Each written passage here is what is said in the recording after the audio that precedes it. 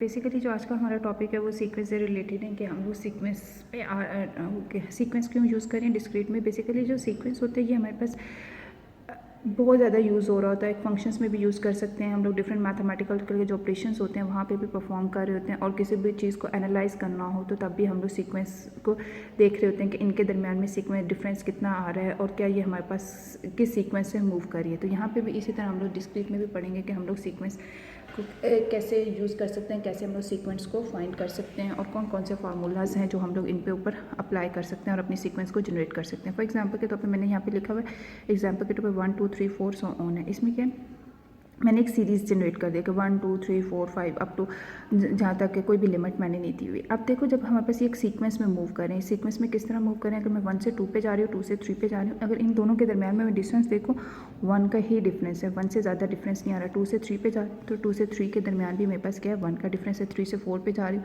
तब भी 1 का डिफरेंस। सपोज करते हैं मैं यहाँ पे 5 पे भी आ जाती हूँ, 4 से 5 भी मेरे पास जो डिस्टेंस है वो भी क्या है 1 का ही डिफरेंस आ रहा है। तो इस तरह हमारे पास जो सीक्वेंस है वो वर्क कर रही होती है कि सीक्वेंस में क्या होता है कि हमारे पास एक स्टार्टिंग पॉइंट होता है, स्टार्टिंग पॉइंट मस्ट होता है, और दरमियान में डिस्टेंस होता है कि एक प्रॉपर डिफरेंस हमारे पास गिवन होता है, और बाकी ये हो सकता है कि हमारे पास जो लिमिट है वो गिवन हो, एंडिंग पॉइंट गिवन हो, और कभी नहीं भी गिवन होता है। लेकिन हमारे पास क्या होता है, इनके दरमियान जो डिफरेंस होता है वो कांस्टेंट होता है।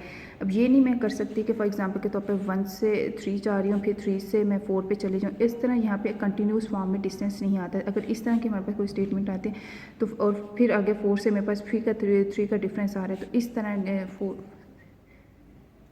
इस टाइप का जो हमारे पास डिफरेंस आते हैं ना, अब इसमें सीरीज़ को मैं अलग कर दूँगी। फॉर एग्जांपल 1 से 3 है, 3 से मैं 7 पे चली जाऊँगी या 5 पे चली जाऊँगी, इस सीरीज़ को अलग कर लूँगी, दूसरी सीरीज़ को अलग कर लूँगी, और इस तरह हम लोग क्या करेंगे, अपनी 2 सीक्वेंस सीरीज़ जो हैं वो जनरेट करते हुए जाएंगे। इसमें हमारे पास और बहुत सी एग्जाम्पल्स आ सकते हैं। फॉर एग्जाम्पल के तौर पर 4 8 12 16 20। अब देखो 4 से 8 है, 4 का डिफरेंस 8 से 12 है, तब भी हमारे पास 4 का डिफरेंस है। 12 से 16 है, तब भी हमारे पास क्या है 4 का डिफरेंस है। 16 से 20 है, तब भी हमारे पास क्या है 4 का डिस्टेंस, एक कांस्टेंट डिस्टेंस आ रहा है। ये अगर देखा जाए तो ये हमारे पास 4 का टेबल भी बन रहा है। अब 5 का टेबल भी बनाओ, 6 का टेबल बनाओ, जो भी बनाओ, उसमें हमारे पास क्या कॉन्स्टेंट ही डिस्टेंस आ सकता है, या हमारे पास ऑड इवन क्या आ सकते हैं। फॉर एग्जाम्पल 2 4 6 8 अब सो ऑन। ये हमारे पास भी एक सीरीज़ बन रही है, सीक्वेंस सीरीज़ बन रही है। यहाँ पे भी देखो तो 2 का डिस्टेंस है, 2 से 4 से 6 पे जाओ तब भी 2 का डिस्टेंस है, 6 से 8 पे जाओ तब भी 2 का डिफरेंस है। तो इनमें हमारे पास क्या है डिफरेंस जो होता है वो सेम ही होता है। तो ये सारी हमारे पास क्या होती है एग्जांपल होती है सीक्वेंस ऑफ सीरीज़ की। ये अप टू सो ऑन हो सकते हैं। अब देखो फॉर एग्जांपल यहाँ पे मेरे पास 1 2 3 एंड 4 है। अगर मैं इसका लिखूँ ना कि अगर मेरे पास इमेजेस मैं फंक्शन के थ्रू लिखी, images of 1 is equal to 1, फिर इसी तरह image of 2 is equal to 2 and so on. Image of 4 5 हर एक का इमेज एक बन रहा है। इमेज ऑफ 1 का 1 इमेज बन रहा है, इमेज ऑफ 2 का भी 2 इमेज बन रहा है, इमेज ऑफ 3 का 3 बनेगा, इमेज ऑफ 4 का 4 बनेगा, इमेज ऑफ 5 का क्या बनेगा 5 बनेगा। अगर मैं इस सीरीज़ में करूँ तो हमारे पास इमेज ऑफ 1 जो है वो मेरे पास क्या बनेगा, इमेज ऑफ 1 बेसिकली मेरी 1 की जो एंटिटी बनेगी वो 4 है। फिर इसी तरह इमेज ऑफ 2 है, 2 की एंटिटी मेरे पास 8 है। फिर इस तरह मेरे पास क्या है इमेज ऑफ 3 है, 3 की मेरे पास 12 है। तो ये हमारे पास बेसिकली क्या है इमेजेस हैं कि अगर 1 पे होगा तो 4 वैल्यू आ रही है, 2 है तो 8 वैल्यू आ रही है, 3 आ रही है तो 12 आ रही है। तो ये हमारे पास बेसिकली क्या है इमेजेस हैं। अब एक्चुअली फॉर्मल डेफिनेशन क्या होती है, बेसिकली सीक्वेंस की जो हमारे पास फॉर्मल डेफिनेशन आती है वो ये होती है, a sequence is a function whose domain is a set of integer. यहाँ पे क्या डोमेन हमारे पास क्या होते हैं सेट ऑफ इंटीजर्स होते हैं, set of integers greater than or equal to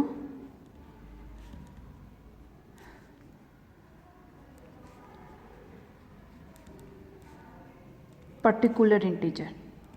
आपके पास जो भी पर्टिकुलर स्टार्टिंग इमेज होगा ना उससे ग्रेटर होनी चाहिए आपकी डोमेन, तब हम लोग क्या कह रहे होते हैं कि हमारे पास ये सीक्वेंस में आ रही होती है इंटीजर एंड 0। तो ये हमारे पास क्या है सीक्वेंस की definition, a sequence is a function whose domain set of integer is greater than or equal to the particular integer number. जो भी हमारे पास पर्टिकुलर इंटीजर नंबर होगा उससे हमारी डोमेन जो है वो ग्रेटर होनी चाहिए। तो हम लोग कह रहे होते हैं कि ये हमारे पास सीक्वेंस बन रही होती है। यूजली अगर फॉर एग्जाम्पल के तौर पर हम लोग यूजली देखते हैं नेचुरल नंबर। अगर मैं लिखती हूँ कि नेचुरल नंबर हमारे पास किस किस चीज़ को रिप्रेजेंट कर रहे होते हैं, नेचुरल नंबर देखा जाए तो मेरे पास आते हैं 1 2 3 अप टू सो ऑन। और अगर मैं इसी तरह होल नंबर करती हूँ, होल नंबर तो वो मेरे पास आ रहे होते हैं 0 1 2 अप टू सो ऑन, ये सारे के सारे मेरे पास होल नंबर्स आ रहे होते हैं। अब देखा जाए तो इसमें हमारे पास क्या होता है, अब ये मेरे पास क्या है, मेरी स्टार्टिंग नोटेशन है, अप टू सो ऑन कर दिया, इसका मतलब ये एन ऑफ नंबर्स तक नोटेशंस हो सकती हैं। तो हम लोग बेसिकली जो हमारे पास लिमिट नहीं गिवन होती है हम लोग उसको कर देते हैं n of a of n, n से रिप्रेजेंट कर रहे होते हैं। एन का मतलब होता है कि अनलिमिटेड जितनी भी हमारे पास नोटेशंस हैं वो आ सकती हैं, या हम लोग इसको लास्ट टर्म, एन को बेसिकली रिप्रेजेंट किया जाता है लास्ट टर्म के लिए। और अगर हमारे पास होता है कि A1 लिखा हुआ है, ये हमारे पास हमारी फर्स्ट टर्म होती है। इसी तरह A2 हो गया, A3 हो गया, ये हमारी पे आती है, हमारे पास सेकंड टर्म होती है। जो A ऑफ n लिखा होता है इसको हम लोग इसको कॉल कर रहे होते हैं nth टर्म, कि ये हमारी nth टर्म है। यहाँ पे कभी हमारे पास लास्ट टर्म गिवन भी होती है, कभी गिवन भी नहीं होती। हम लोग सपोज कर लेते हैं कि हमने A ऑफ n तक जाना है, तो ये बेसिकली हमारे पास क्या है, रिप्रेजेंटेशंस होती हैं। हम लोग अक्सर अपनी नोटेशंस को इसी तरह यूज़ कर रहे होते हैं कि जैसे मैंने यहाँ पे ये 1 2 3 4 लिखा हुआ था, इसको हम लोग बेसिकली किस तरह रिप्रेजेंट कर रहे होते हैं। फॉर एग्जाम्पल के तौर पर A of 1, A of 2, A of 3 and up to so on A of n तक। ये क्या है कि ये स्टार्टिंग पॉइंट है और ये मेरे पास nth टर्म आ रही है, तो ये मेरे पास मूव करे फर्स्ट पॉइंट पे, और ये मेरे पास क्या आ रही है, n टर्म तक पे आ रही है। अब फॉर एग्जांपल के तौर पे हमें एक क्वेश्चन है कि अगर हमने इसको सॉल्व करना कि हमने सीक्वेंस फाइंड करनी हो कि हमारे पास क्या सीक्वेंस आ रही है। Define a sequence of A1 A2 A3 by the explicit formula. हमारे पास जो चीज़ फार्मूला के अंदर गिवन होते हैं हमने उसमें टर्मिनोलॉजीज फाइंड करनी होती है। फॉर एग्जाम्पल हमें कहा गया कि आपने क्या करना है, सीक्वेंस फाइंड करनी है A1 A2 A3, लेकिन उसने हमें क्या किया, एक एक्सप्लिट फार्मूला, मतलब कि हमें एक चीज़ गिवन कर दी है, उसके अकॉर्डिंग हमने सारी की सारी जो सीक्वेंस है वो फाइंड करनी है। मेरे पास एक फार्मूला क्या है, A of K is equal to K into K plus 1, लेकिन कंडीशन क्या कर दिया, K is greater than equal to 1। K की वैल्यू जो भी है वो आपके पास ग्रेटर देन और इक्वल टू 1 ही होनी चाहिए, इससे लेस नहीं होनी चाहिए। इसका मतलब है कि K मेरा 1 से स्टार्ट होगा और 1 से सो ऑन चलता जाएगा। अब फॉर एग्जांपल ये A ऑफ K है, मैं स्टार्ट करती हूँ 1, A of 1 is equal to 1 into 1 plus 1, ये मेरे पास बन गया 1/2। अब मैंने सेकेंड टर्म फाइंड करनी है A2 मेरे पास क्या हो गया 2, K की वैल्यू 2 होगी तो मैंने 2 लिख दिया, 2 प्लस 1, तो ये मेरे पास क्या हो गया 3/2। और इसी तरह आगे मैं मूव करूँ A3, हमें क्या कहते हैं A1 A2 A3 A4 so on, जितनी भी वैल्यूज़ इसका आप लोग फाइंड कर सकते हो वो आप लोगों ने इसमें क्या करना है, वैल्यूज़ को फाइंड करना है। 3 into 3 plus 1 is equal to 3/4। ये हमारे पास बेसिकली क्या है, ओके ये हमने क्या किया, A ऑफ 3 की वैल्यू लिख दी। इसी तरह अगर मैं A ऑफ 4 करती हूँ तो मेरे पास K की वैल्यू 4 हो जाएगी, तो into 4 plus 1 is equal to 4/5। ये इस तरह मैं क्या करूँगी, डिफरेंट वैल्यूज़ जो हैं वो फाइंड करती जाऊँगी। अगर देखा जाए तो अब मेरे पास A ऑफ 1 की 1/2 वैल्यू आ रही है, A2 की 3/2 आ रही है, A3 की 3/4 आ रही है, A4 की 4/5 आ रही है। अगर मैं इसको सीक्वेंस में लिखती हूँ तो मेरे पास होगा 1/2, 3/2, 3/4, 4/5 और सो ऑन, ये आगे चलती जाएंगी जितनी आप लोगों की वैल्यूज़। अगर आपके पास लिमिट गिवन होती है कि फॉर एग्जांपल मैंने A1 A2 A4 तक वैल्यू फाइंड करनी थी, तो ये मेरे पास ये 4 वैल्यूज़ आती। अगर इनके दरमियान अगर आप लोग डिस्टेंस भी देखो तो हमारे पास यहाँ पे डिस्टेंस सेम आ रहा है, 1/2 तो 3/2 के दरमियान भी डिस्टेंस सेम आ रहा है, 3/2 3/4 के दरमियान भी डिस्टेंस सेम आ रहा है, और 3/4 इंटू 4/5 के दरमियान भी डिस्टेंस जो है वो सेम आ रहा है। अगर फॉर एग्जाम्पल ये एक क्वेश्चन था, अगर हमारे पास इस तरह हो कि हमने क्वेश्चन गिवन हो कि आपने फर्स्ट 4 टर्म्स क्या कहते हैं, एक एक्सप्लिट फार्मूला गिवन हो और उसके आपने क्या करना, फर्स्ट 4 टर्म्स फाइंड करनी हो, जस्ट फर्स्ट 4 फॉर। और हमारे पास जो एक्सप्लिट फार्मूला वो ये है, B of J is equal to I plus 2 of J।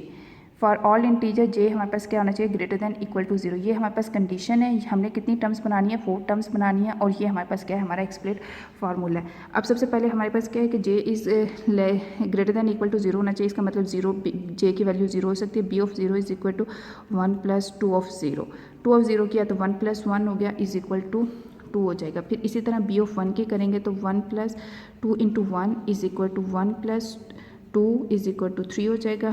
B of 2 is equal to 1 plus 2 raise to power 2 is equal to 1 plus 4 हो जाएगा, ये 5 हो जाएगा। And B of 3 is equal to 1 plus 2 of 3 is equal to 1 plus 8 is equal to 9। अब यहाँ पे देखो हमने 4 टर्म्स की थी, इसका 4 टर्म्स का मतलब ये नहीं है कि आप B ऑफ 4 तक जाएँ, क्यों, हमारे पास जो कंडीशन है वो क्या है, J is greater than equal to 0, 0 से स्टार्ट करना है। J की वैल्यू जो है वो ग्रेटर देन और इक्वल टू हमारे पास क्या होनी चाहिए, 0 से होनी चाहिए।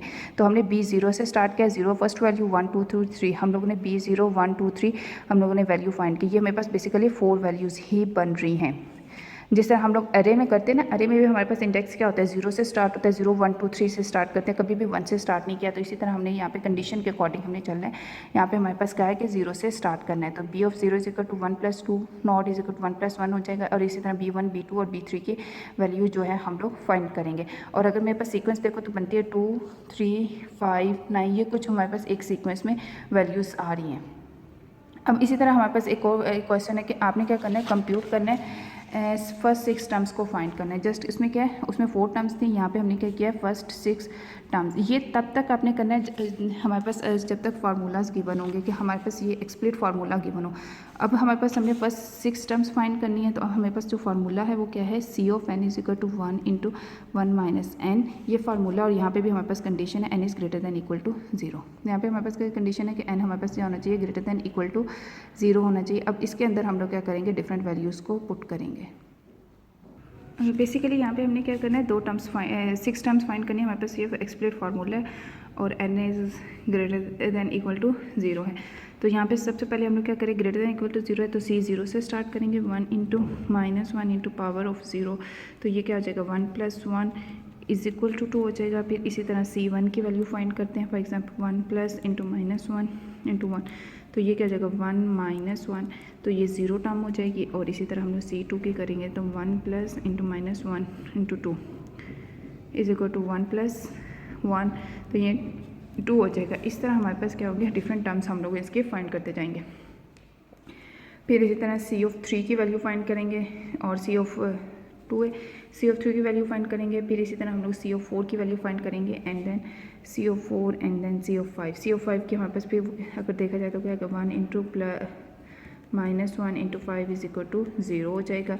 यहाँ पे हमारे पास c ऑफ 4 की 3 आ जाएगी, यहाँ पे दोबारा हमारे पास क्या होंगे, 0 वैल्यूज़ आ जाएंगे। तो ये इस तरह हम लोग, अगर जब हमारे पास फार्मूलाज गिवन होंगे और हमने ये वैल्यूज़ और कंडीशन भी गिवन होगी कि n आपके पास ग्रेटर दैन इक्वल टू 0 होना चाहिए या लेस दैन इक्वल टू 0 होना चाहिए, तो जिसके अगेंस्ट हम लोग कह रहे हैं कि हमारे पास यहाँ पे वैल्यूज़ बन रही होती हैं। अब देखो फॉर एग्जांपल हम लोग इमेजेस जितने भी हैं, यहाँ पे अगर जो भी रिज़ल्ट आ रहा है, अगर हमारे पास ऑड नंबर्स आ रहे हैं, अगर चेक करो ऑड नंबर्स आ रहे हैं तो हमारे पास इमेज जो है वो 0 के इक्वल आ रहा है। और अगर हमारे पास इवन नंबर्स आ रहे हैं तो हमारे पास जो इमेज है वो 2 के इक्वल आ रहा है। इवन नंबर्स हैं तो 2 आ रहा है, और हमारे पास अगर ऑड में आ रही हैं हमारे पास पावर्स, तो हमारे पास रिजल्ट जो है वो 0 आ रहा है। ये इस के बता रहे हैं, देखो यहाँ पे जो 0 था तो 2 आ गया। अगर यहाँ पे 2 इवन नंबर वाली पावर आ रही है, फिर 2 आ रहा है, जब जैसे हमारे पास ऑड नंबर की पावर आती है तो हमारे पास रिजल्ट जो है वो 0 आ रहा है। तो इसलिए हमने कर दिया कि ऑड नंबर हमारे पास 0 के इक्वल और इवन नंबर जो है उसकी वैल्यू हमारे पास क्या आ रही है, 2 आ रही है।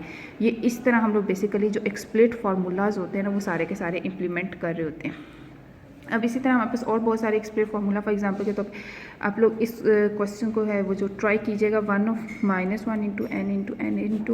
n + 1, और इसमें हमारे पास वैल्यू क्या है, n is greater than equal to 1। ये बेसिकली आपके पास क्वेश्चन है, आपने इस क्वेश्चन को सॉल्व करना है और आपने इसकी फर्स्ट 4 टर्म्स फाइंड करनी है।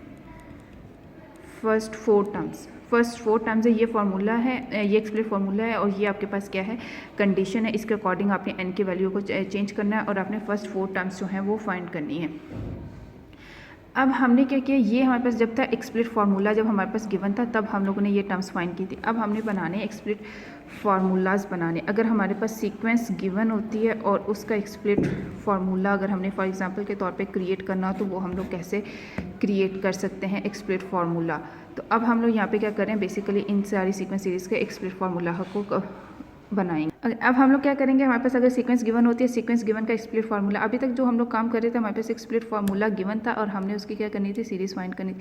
अब हमारे पास एक्सप्लिट फार्मूला गिवन नहीं होगा, हमने खुद जनरेट करना होगा। हमारे पास हमारी सीरीज़ गिवन होगी। फॉर एग्जाम्पल के तौर पर सीरीज़ है 0 × 1 - 2 3 × -4 × 5 अप टू सो ऑन। ये हमारे पास सीरीज़ है। अगर इसमें देखा जाए तो हमारे पास 2 कंडीशन हैं। एक तो जो हमारे पास इवन नंबर्स आ रहे हैं, जैसे -2 आ रहा है, -4 आ रहा है, इन सब इवन नंबर्स के साथ माइनस का साइन आ रहा है। जो ऑड नंबर्स हैं उनके साथ हमारे पास कोई भी साइन जो है वो नहीं है, वो पॉजिटिव साइंस है। तो हमने अब इसके अकॉर्डिंग चलना है। जैसे जैसे हमारी पावर्स में चेंज होंगे, हमारे साइंस भी क्या होते जाएंगे, चेंज होते जाएंगे। तो अब हम लोग क्या करेंगे, स्टार्ट करेंगे। सबसे पहले तो a ऑफ n है, फार्मूला के लिए a ऑफ n आपके पास रिप्रेजेंट कर रहा होता है फर्स्ट टर्म से लेके n टर्म तक। अब यहाँ पे अगर करें तो हमारे पास जो डिस्टेंस बन रहा है वो तो 1 का डिस्टेंस बन रहा है, -1। अब हमारे पास ये पावर जो है ये बार बार ये चेंज हो रही है। जब जैसे जैसे पावर चेंज होती जाएगी वैसे वैसे हमारे पास क्या होते जाएंगे, रिजल्ट जो है वो चेंज होते जाएंगे। तो फर्स्ट ऑप्शन क्या है कि हम लोग ये कंसीडर कर सकते हैं n इंटू +1। ये जस्ट हम लोग स्टार्टिंग कर रहे हैं। अभी हमने क्या किया, -1 रखा है और n+1 रखा है ताकि हम लोग पावर साइंस को हैंडल कर सके। क्या हमारे पास जो साइन है उसी के अकॉर्डिंग मूव करें। फॉर एग्जाम्पल के तौर पर अगर मैं n की वैल्यू स्टार्टिंग पे 0 रखती हूँ, 0 a(0) is equal to -1 into 0 + 1, तो ये मेरे पास a(0) की वैल्यू क्या आ रही है, 0 इंटू +1 0, और ये मेरे पास 1 आ जाती है, -1 आ रही है। अब इसी तरह अब इन साइंस को हमने मूव करते हुए जाना है कि कैसे हम लोग इन साइंस के अकॉर्डिंग सारे काम एक्शंस जो हैं वो परफॉर्म करेंगे। और वैल्यू क्या होनी चाहिए, 0 से स्टार्ट हो रहा है तो इसका मतलब n की वैल्यू जो है वो हमारे पास ग्रेटर दैन इक्वल टू 0 ही होनी चाहिए। अब इसमें क्या है, जैसे जैसे हमारे पास हमारी टर्म्स जो हैं वो क्या कहते हैं ऑड होती जाएंगी, वैसे वैसे हमारे पास क्या होते जाएंगे, नंबर्स जो हैं वो पॉजिटिव जनरेट होते जाएंगे। अब फॉर एग्जांपल के तौर पे ये हमने फर्स्ट टाइम एक कंडीशन की, अब हम लोग इसी को चेंज करेंगे। हम लोग क्या करेंगे, a ऑफ n जो बेसिकली हमारे पास फार्मूला बनेगा वो क्या बनेगा, -1 इंटू n है, n की वैल्यू हम लोग 0 से स्टार्ट करें तो यहाँ पे क्या आएगा, n इंटू +1। यहाँ पे यहाँ +1 कर सकते हो या +2 कर सकते हो, जो भी हमारे पास हमारी रिक्वायरमेंट होगी। और ये क्या होगी, ऊपर हमारे पास क्या होगी, n इंटू +1, ये हमारे पास n+1 हो जाएगा और यहाँ पे 0 आ जाएगा। ये बेसिक मेरे पास कंडीशन बन रही है कि जिसमें बनेगी a of n is equal to -1 into n+1 into n। अब इसी को हम लोग चेक करते हैं क्या ये हमारे पास जो क्वेश्चन बन रहा है, इक्वेशन हमने बनाई है, ये वर्क कर रही है या नहीं कर रही। तो अब देखें for example a of n is equal to -1 है, n की पावर 0 + 1 इंटू 0, n 0 था तो ये a of n is equal to -1 into 0, तो ये मेरे पास क्या आ गया, 0 आ गया।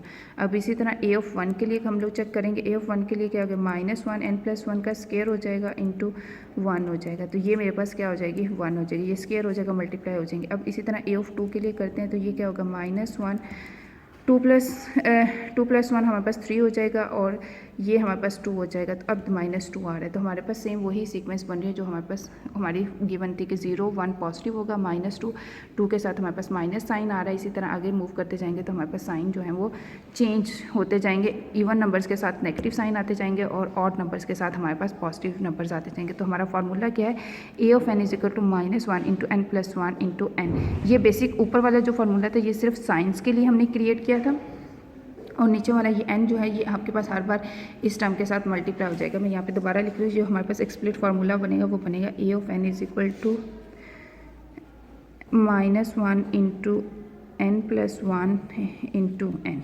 ये हमारे पास बेसिकली हमारी इस सीक्वेंस ऑफ सीरीज़ का एक्सप्लिट फार्मूला बना। इसके अंदर जो भी वैल्यू पढ़ोगे n is greater than equal to 0 होनी चाहिए, वही रिजल्ट में हमने अब इसका एक्सप्लिट फार्मूला बनाना है। जो हमारे पास क्वेश्चन गिवन था, सीरीज़ गिवन है, अब हमने क्या करना है, इसका एक्सप्लिट फार्मूला बनाना है। सबसे पहले तो हम लोग चेक करेंगे कि क्या इनके दरमियान जो डिस्टेंस कैसे आ रहा है। फॉर एग्जाम्पल मैं b1 करती हूँ इज इक्वल टू 1/1, ये -1/2 इनके दरमियान चेक करूँगी। और इसी तरह मेरे पास b2 आ रहा है, b2 है 1/2 -1/3। तो इस तरह की मेरे पास ये बेसिकली एक्सप्रेशन बनी है। ये मेरे पास फर्स्ट एक्सप्रेशन है, ये सेकंड एक्सप्रेशन है, ये थर्ड एक्सप्रेशन है, ये फोर्थ एक्सप्रेशन है। मुझे ऐसा एक्सप्लिट फार्मूला बनाना है कि मुझे इससे यही चीज़ मिले, 1 इंटू 1/2 और b2 मेरे पास क्या है 1/2 इंटू -1/3 का करें। और इसी तरह मैं अगर मैं b3 देखूँ तो b3 मेरे पास बन रही है 1/3 -1/4। अगर इसमें चेक किया जाए जो आपके पास प्रीवियस b1 है ना, b1 के जो आपके पास सेकंड टर्म है वो b2 की फर्स्ट टर्म बन रही है, और जो b2 की सेकंड टर्म है वो b3 की फर्स्ट टर्म बन रही है। इस तरह हमारे पास ये सीरीज़ जनरेट हो रही है कि हमारे पास जो टर्म्स हैं, फर्स्ट टर्म जो सेकंड टर्म है फर्स्ट वन की वो फर्स्ट टर्म बन रही है सेकंड वन की, और जो हमारे पास सेकंड की सेकंड टर्म है वो हमारे पास थर्ड की फर्स्ट टर्म बन रही है। तो इसका मतलब है कि हमारे पास जो फार्मूला बनेगा वो इसके अकॉर्डिंग बनेगा। और अगर यहाँ से देखो तो यहाँ पे 1 हमारे पास कॉन्स्टेंट है, यहाँ पे भी 1 कॉन्स्टेंट है, यहाँ पे भी 1 कॉन्स्टेंट है, ऊपर भी 1 कॉन्स्टेंट, लेकिन हमारे पास जो चेंज आ रहा है वो हमारे डिनोमिनेटर में चेंज आ रहा है। यहाँ पे 1 आ रहा है, यहाँ पे 2 आ रहा है, यहाँ पे 3 आता जा रहा है। जैसे जैसे हमारे पास हमारे डिनोमिनेटर की वैल्यू इंक्रीज़ होती जाएगी वैसे वैसे ये वाली टर्म जो है वो इंक्रीज़ होती जाएगी। अगर इनके दरमियान भी आप लोग डिस्टेंस चेक करो ना, 1 है, यहाँ पे 1 है तो यहाँ पे क्या आ रहा है 2, मतलब a का इंक्रीमेंट हो रहा है। यहाँ पे 2 है तो यहाँ पे क्या आ रहा है 3 आ रहा है, यहाँ पे 3 है तो यहाँ पे क्या आ रहा है 4 है, तो मतलब 1 का इंक्रीमेंट आ रहा है। फर्स्ट हमारे पास क्या बनेगा, हमने nth टर्म के लिए फाइंड करना है b ऑफ k से भी रिप्रेजेंट कर सकते हैं, n से भी रिप्रेजेंट करते हैं। फॉर एग्जांपल मैं n से रिप्रेजेंट करें, b of n is equal to 1/n, जो n की वैल्यू आती जाएगी वो होती जाएगी -1 इंटू n+1, क्योंकि n के अंदर ही +1 करें तो ये बेसिकली मेरे पास क्या बनेगा, मेरा एक्सप्लिट फार्मूला बनेगा। और इसकी कंडीशन क्या होगी, हमारे पास के है वो क्या होना चाहिए, ग्रेटर देन इक्वल टू 1 होना चाहिए। के की वैल्यू जो है वो हमारे पास क्या होनी चाहिए, ग्रेटर देन इक्वल होनी चाहिए, तब हमारे पास ये जो रिजल्ट है ये फार्मूला बनेगा। अब दोबारा मैं एक दफ़ा कर रही हूँ आपको, 1 माइनस 1/2 एक एक्सप्रेशन है, 1/2 माइनस 1/3 हमारे पास सेकंड एक्सप्रेशन है, 1/3 माइनस 1/4 हमारे पास थर्ड एक्सप्रेशन है, 1/4 माइनस 1/4 हमारे पास फोर्थ वन एक्सप्रेशन। अब हमने क्या किया, B1 एक्सप्रेशन लिखी है, B2 लिखी है, B3 लिखी है। अब हम लोग चेक करें, यहाँ पे 1 है, 2 है, अगले एक्सप्रेशन में 1/2 जा रहा है, अगले में 1/3 जा रहा है। इसका मतलब है कि हमारे पास हमारा डिनोमिनेटर जो है वो चेंज होता जा रहा है। इसका मतलब डिनोमिनेटर में हम लोग कोई भी वैल्यू सपोज कर सकते हैं, या तो n हो सकता है या k हो सकता है।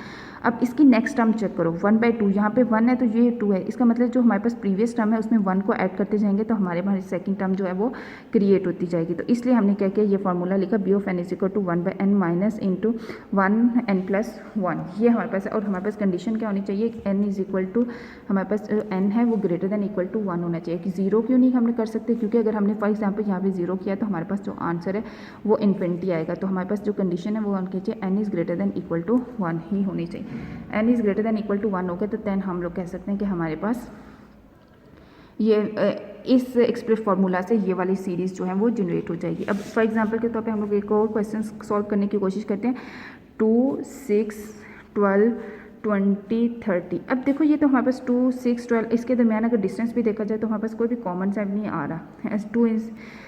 2 आ रहा है, 2, 6 आ रहा है, 6 इंटू 2 करोगे 12 आएगा, 12 प्रीवियस टर्म में इसको ऐड सपरेट करते जाओगे तो हमारे पास ये टर्म्स बन रही हैं। अब हम लोग क्या करेंगे, इसको अगर मैं सपोज करती हूँ तो मेरे पास, अगर मैं सपोज C1 मेरे पास बेसिकली 1 इंटू 2 करती हूँ तो मेरे पास 2 आ रहा है। अगर मैं C2 कर रही हूँ तो मैं अपनी इस टर्म को चेंज करती जा रही हूँ तो मेरे पास 6 आ गया, C3 है, 3 इंटू 4 12 आ रहा है, C4 है, अगर देखा जाए तो 4 इंटू 5 मेरे पास क्या आ रहा है, 20 आ रहा है। इसका मतलब ये है कि मेरे पास एक टर्म के अंदर इंक्रीमेंट आ रहा है और एक टर्म मेरे पास सेम वैसे ही जा रही है। इनको आपस में मैं मल्टीप्लाई कर रही हूँ तो मेरे पास ये सीरीज़ जो है वो जनरेट हो रही है। अब मैंने 2 बनाना था, मैंने कहा 1 इंटू 2 कर दिया 2 हो गया, 2 इंटू 3 कर दिया 6 हो गया, 3 इंटू 4 कर दिया 12 हो गया, 4 इंटू 5 हो गया 12। इसका मतलब अगर मैं इसका फार्मूला जनरेट करूँगी तो वो क्या, C of n is equal to, ये 1 2 3 4 मतलब कि कॉन्स्टेंट मूव करें, मैं इसको n से लिख देती हूँ, n आपस में मल्टीप्लाई हो रहे हैं। क्या हो रहा है, ये प्रीवियस टर्म है, ये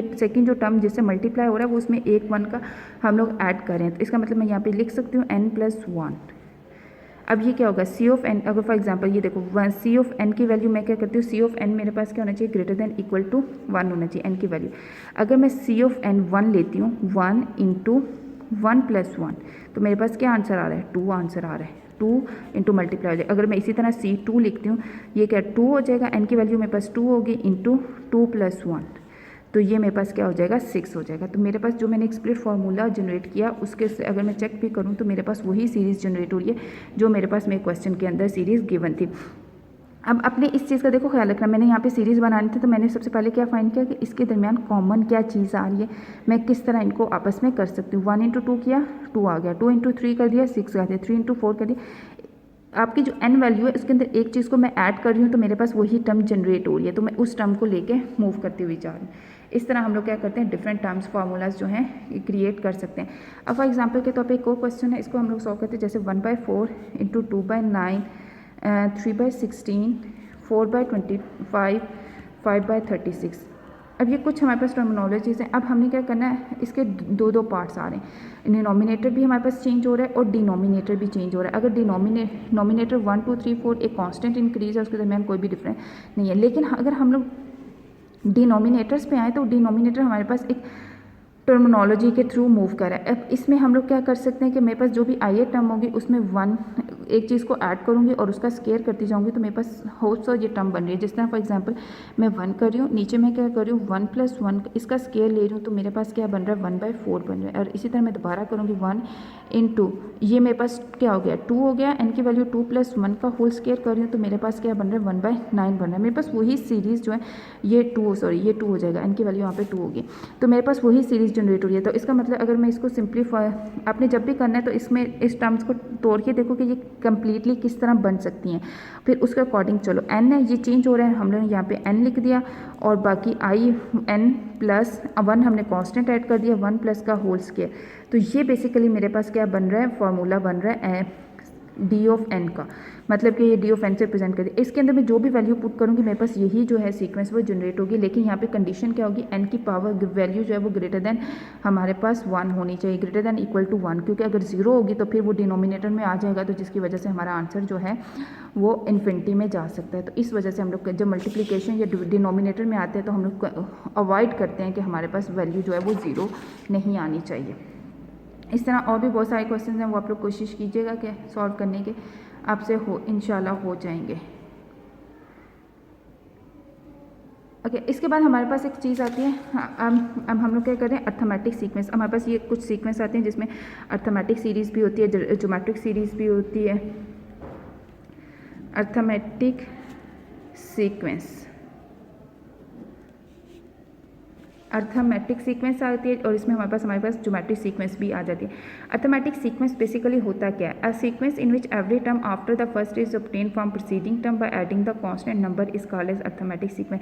इसमें क्या होता है कि जो भी हमारे पास फॉर एग्जांपल के तौर पर 1 2 3 4 है, ये हमारे पास फर्स्ट टर्म है, ये नेक्स्ट टर्म है, ये प्रीसीडिंग टर्म है, इनके दरमियान जो डिस्टेंस है वो 1 है प्रीवियस टर्म में, और जो डिस्टेंस है इनको ऐड करो तो हमारे पास एक नई टर्म बन रही होती है, जनरेट हो रही होती है, वो 2 है। अब इसके दरमियान 2 और प्लस 1 करोगे तो मेरे पास 3 जनरेट होगा, और इसी तरह 3 into 4 करोगे तो मेरे 3 into +1 करोगे, जो डिस्टेंस है उसको ऐड करते जाओगे तो मेरे पास नेक्स्ट टर्म्स जो होती हैं वो सारी की सारी जो हैं वो जनरेट होती जाएंगी। अब इसमें क्या होता है, कांस्टेंट नंबर भी हो सकते हैं, कांस्टेंट नंबर होते हैं जो भी हमारे पास इनके दरमियान डिस्टेंस होगा उसको फाइंड कर लेते हैं। और ये जो हमारे पास 1 है ना, कॉमन डिफरेंस 1 आ रहा है, इसको बेसिकली हम लोग बोल रहे होते हैं ये हमारे पास क्या आ रहा है, कॉमन डिफरेंस है। ये हमारे पास कॉमन डिफरेंस है, कॉमन डिफरेंस को हम लोग डी से बेसिकली डोनेट कर रहे होते हैं, कि हमारे पास जो भी अर्थमेटिक में कॉमन डिफरेंस आता है उसको हम लोग डी से डोनेट कर रहे होते हैं, डिनोट कर रहे होते हैं। डिनोट आप लोग डी से भी कर सकते हैं, किसी और वैल्यू से भी हम लोग इजीली डिनोट कर सकते हैं। अब फॉर एग्जांपल के तौर पे यहाँ पे मैं फर्स्ट क्वेश्चन अर्थमेटिक सीक्वेंस का अगर मैं सॉल्व करूँ, 0 × -5 -10 × -50, ये मेरे पास सीरीज़ है। ये मेरे पास जो 0 है ये मेरे पास मेरी फर्स्ट टर्म है, ये जो 15 है ये मेरे पास मेरी लास्ट टर्म है। अगर हम लोग डिस्टेंस कॉमन डिफरेंस में फाइंड करूँ, कॉमन डिफरेंस, तो कॉमन डिफरेंस मेरे पास क्या है, प्रीवियस टर्म में से माइनस कर देनी होती है फर्स्ट टर्म, -5 × -0, मेरे पास डिस्टेंस क्या आ गया, -5। अगर -10 × -5 करो तब भी मेरे पास डिस्टेंस क्या आएगा, -5। इसमें हमारे पास बेसिकली अगर देखा जाए तो माइनस कॉमन डिफरेंस आ रहा है। अब ये हमारे पास क्या है, कॉमन डिफरेंस आता जाएगा। इस तरह हम लोग क्या करेंगे, कॉमन डिफरेंस को फाइंड करते हुए जाएंगे। फॉर एग्जांपल के तौर पे एक और क्वेश्चन है, हमारे पास है x + a × x + 3a x + 5a अब टू सो ऑन है। अब ये फर्स्ट टर्म ये है, अब इनके दरमियान अगर मैं कॉमन डिफरेंस फाइंड करूँ तो वो क्या होगा, x से कैंसिल हो जाएगा, 3 माइनस हो जाएगा, तो ये मेरे पास 2 आ जाएगा। d की वैल्यू जो आ रही है वो मेरे पास क्या आ रही है, 2a आ रही है। तो अब देखा जाए तो 2a x + हुआ है, तो इसमें ऐड करो x + 5a की जगह 2a ऐड कर दो, कॉमन डिफरेंस ऐड करते जाओ तो हमारे पास नई टर्म जो है वो जनरेट होती जा रही है। अच्छा, अब हमारे पास आती है यहाँ पे जिस तरह सो ऑन लिखा हुआ था कि हमारे पास nth टर्म क्या हो सकती है। अगर सपोज करना हो कि हमारे पास nth टर्म क्या हो सकती है, तो जो हमारे पास फर्स्ट टर्म होती है, let a B is the first term and d is the common difference and arithmetic sequence the sequence में। अब हमने क्या करना है, सीक्वेंस अगर फाइंड करनी हो, फॉर एग्जाम्पल के तौर पर nth टर्म मुझे फाइंड करनी हो कि nth टर्म हम लोग कैसे जनरेट कर सकते हैं। अगर मैं जो a1 फाइंड करना है तो वो a के इक्वल हो सकता है, अगर मुझे a2 चाहिए होगा तो वो a प्लस कॉमन डिफरेंस जो होगा वो हो जाएगा, फिर a3 है a + 2d हो जाएगा, a4 है a + 3d होता जाएगा। इस तरह मैं अगर करती जाऊंगी तो मेरे पास पूरी की पूरी सीक्वेंस ऑफ सीरीज़ जो है वो बनती जाएंगी। फॉर एग्जांपल के तौर पे, ठीक है, ये हमारे पास बेसिकली फार्मूला बन रहा था। अगर मैं अब इसको थोड़ा सा ओपन करके लिखूं तो मेरे पास क्या बनता है, a1 मेरे पास बेसिकली क्या है, a × 1 - 1 × d, ये क्या किया, a आ रहा है ना, a1 - 1 के अगर मैं इसको सॉल्व भी करूँ तो a1 की वैल्यू मेरे पास a ही बन रही है।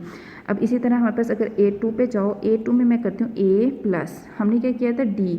अब d हम लोग किस तरह बना सकते हैं, अगर इसको मैं ओपन करूँ a + 2 टर्म में ना 2 - 1 × d, तो मेरे पास क्या बनेगी, यही एक्सप्रेशन अगेन बन जाएगी। अगर मैं a3 करती हूँ, a3 मेरे पास a + 2d था, तो ये कैसे हम लोग लिख सकते हैं, ए प्लस 3 माइनस 1 इंटू डी। अब ये सपोज हम लोग इस तरह सारी की सारी चीज़ें करते हैं।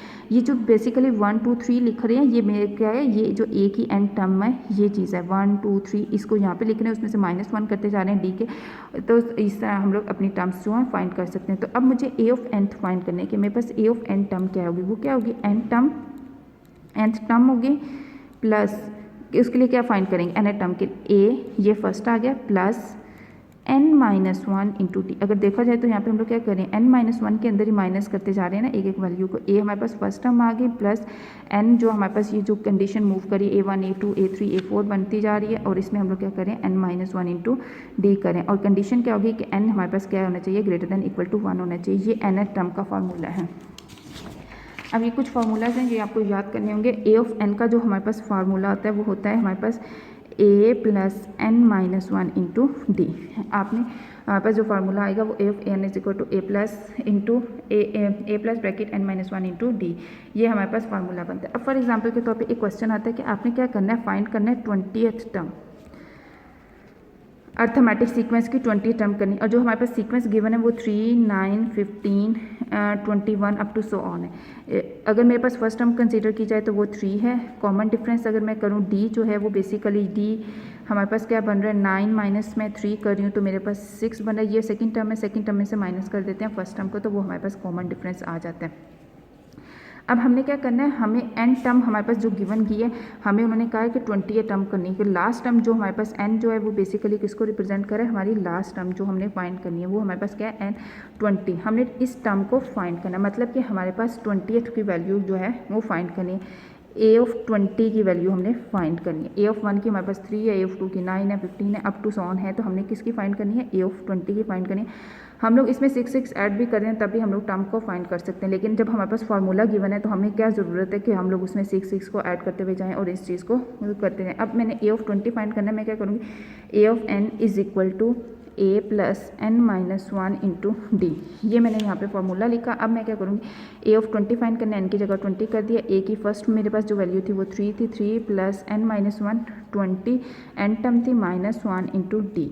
तो ए ऑफ 20 की वैल्यू मेरे पास क्या आ जाएगी, 117। इसको अगर सॉल्व करो तो ये 3 प्लस डी यहाँ पे 6 आ जाएगा, कॉमन डिफरेंस हमारे पास 6 था, तो D into 3 minus into 20 minus 10 into 16 19 into 16 114 आता है, 3 माइनस 14, तो ये हमारे पास जो ए 20 की वैल्यू होगी 1117 आएगी। अगर इसको आप चेक भी करना चाहो तो इस सीरीज़ के अंदर 6 6 ऐड करते जाओ, जब 19 टर्म आपके पास आपकी कंप्लीट हो जाएगी तब हमारे पास ये वैल्यू आ जाएगी, ए 20 की 117 वैल्यू आ जाएगी।